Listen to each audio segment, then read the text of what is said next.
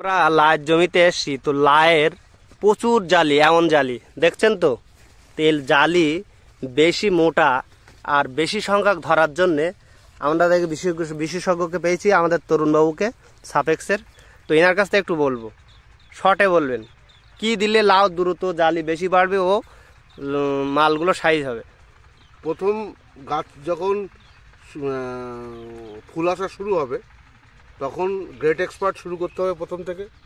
আর গোড়াতে বাহার দানা অথবা বাহুবলী দানা, আর উপরে অবশ্যই রায়না 555 এটা ব্যবহার করতে হবে। তাহলে লাউয়ের সাইজ, লাউয়ের ফুল যখন ভালো হবে, লাউয়ের সাইজও খুব ভালো হবে। আচ্ছা আচ্ছা,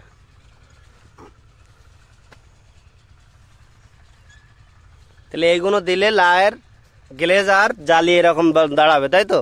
আর গ্লেজ হবে একদম মোটা হবে, তাই তো? একদম একদম। তা আমরা এইভাবে অ্যাপ্লাই করবো তাহলে সাপেক্সের। আর এইটুকু জায়গাতে, এইটুকু 2 হাত বাই 5 হাত জায়গাতে মিনিমাম 1টা 2টো 3টে 4টে 5টা 6টা 7টা আপনারা দেখেন লায়ের সাইজ 7টা প্রচুর করে লাউ।